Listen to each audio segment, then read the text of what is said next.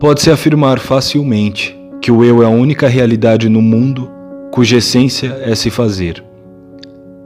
Ele se assemelha tanto à obra de um artesão, com a qual o próprio artesão se tornaria um enquanto a executa, quanto ao crescimento de um ser vivo, mas que seria feito da escolha e da reflexão, e não somente de uma espontaneidade cega. Parece difícil dizer o que ele é, já que é apenas a passagem incessante do que foi ao que há de ser.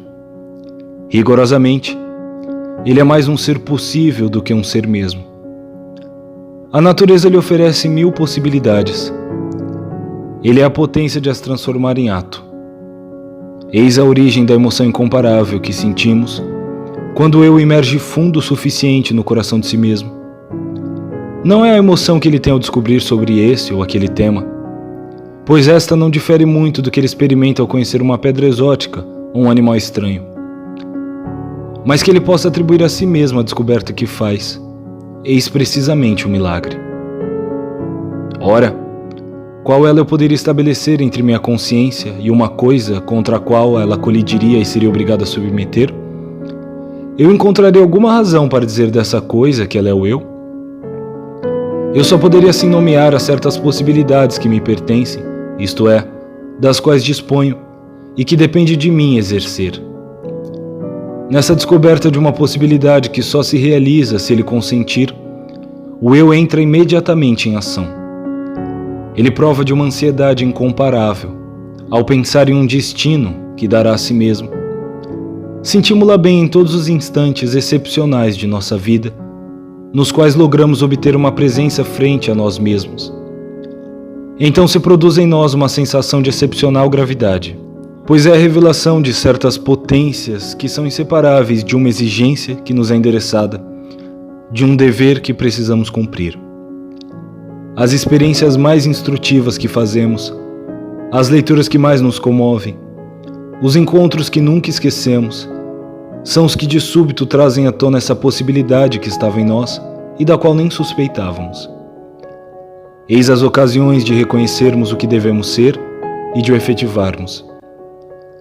Aquele que, avaliando a si mesmo, limita seu olhar à consideração do que sente ou do que possui, não pode se defender de um imenso desencorajamento.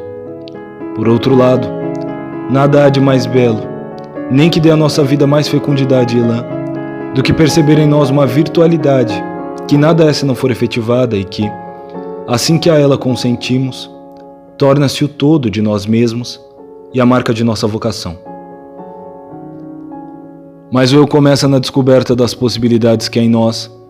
É só as realizando que ele se realiza. É então que ele tem a experiência de se criar, de sua própria responsabilidade em relação a si. Eis a origem de uma espécie de estremecimento que o homem prova quando à beira de uma ação da qual se sente mestre, tendo que decidir por produzi-la ou retê-la. Daí também aquele tipo de complacência estética e egoísta que pode levar certos seres, para não perderem nada de todas as virtualidades que o olhar interior lhe soube mostrar, a recusarem-se a realizar qualquer uma em especial, como se realizá-la fosse sinônimo de empobrecimento.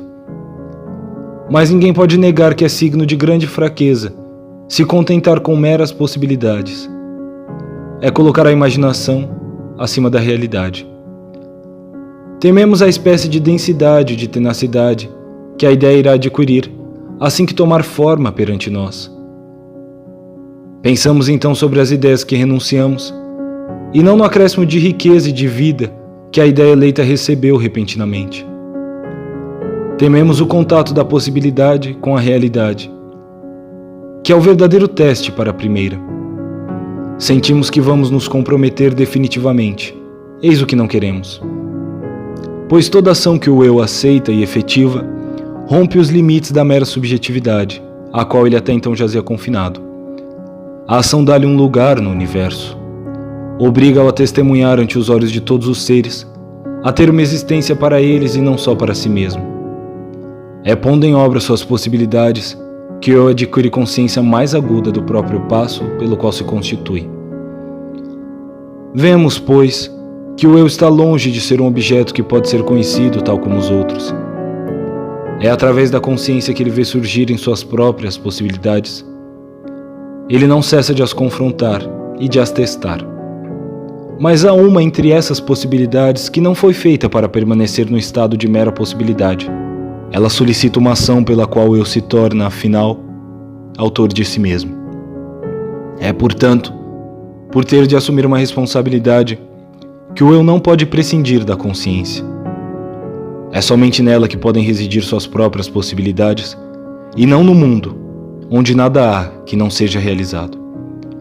É a consciência quem dá luz à intenção pela qual o eu elege a existência que pretende dar a si mesmo.